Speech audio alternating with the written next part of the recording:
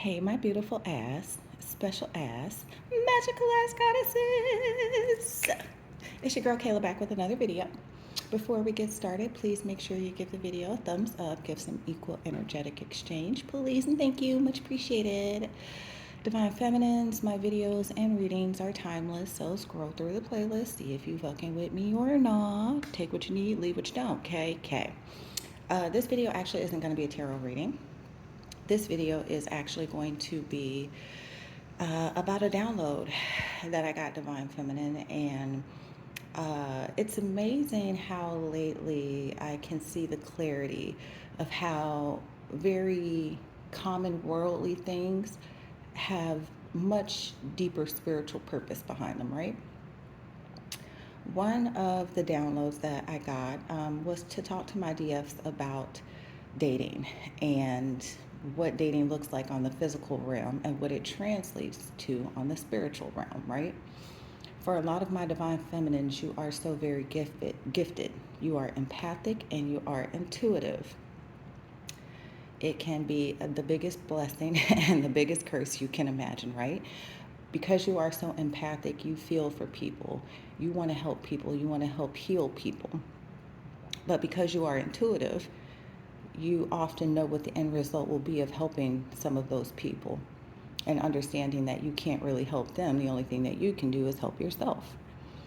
But the divine told me to explain to my divine feminines that a lot of the paradigms that you have experienced in your dating life, it is the most basic form of spiritual warfare there is. For a lot of my divine feminines, you have had contact with several narcissists, and I mean several narcissists. But the divine really wants you to understand that this was a form of spiritual attack. These men, these entities were purposefully sent your way to attack your gifts, divine feminine. What the devil was hoping was that you would not be able to resist temptation. And for a lot of my divine feminines who have been on soulmate journeys with past life soulmates, for most of us, this has been a test that your divine masculine failed, and failed pretty quickly. But for a lot of my divine feminines, this is a test that you have continually been able to pass. You have not been swayed by temptation, and if you were not for long. That is the form of spiritual warfare that has been sent to you on this earthly 3D realm, divine feminine, is for you to be tempted by all these men to be in relationships so that they could drag you down, tear you apart, make you question your gifts, your beliefs, and who you really are. The goal was for these men to come towards you and make you doubt all this, for you to not see your worth. Because if you could not see your worth, you could not see how God is in you and working through you for you to not only help yourself, but your bloodline and the world. That is why you have had to endure all of these downright shitty relationships, to be perfectly honest. But that is the beauty of learning to transmute energy, divine feminine. And a lot of you have been doing this and don't even necessarily consciously realize it. When the devil sends these narcissists your way to send these spiritual attacks your way, you have been using it, on the other hand, to increase your intuition. You have been learning how to consciously pick up on the signs and the red flags and the reading of energy of certain people that come towards you so that you know who is actually for you and who is not. That, ladies, is how you properly transmute the energy that they will try to send your way. For a lot of these narcissists, especially the covert narcissists, who can come off very innocent, very kind, very caring. Like, at the end of the day, it's a little too much. Like that old saying goes, if it's too good to be true, it probably is. That describes a covert narcissist to a T. But even a covert narcissist cannot hide from you, divine feminine, because at the end of the day, they can't mask their energy.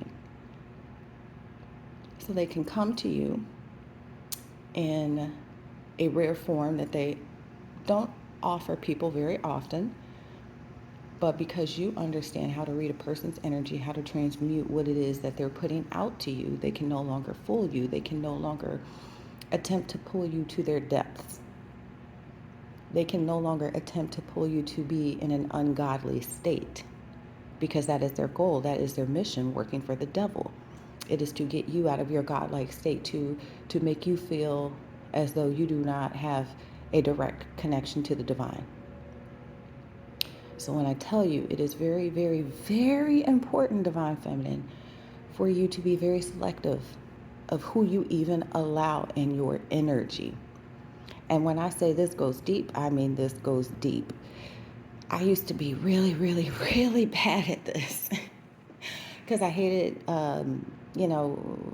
rejecting men, because I learned at a very early age that some men do not take that well. So, if somebody would say something like, oh, we should get together, I'll be like, yeah, sure, I'll call you, I'll think about it. And what you're doing when you're doing that is you're creating another soul contract.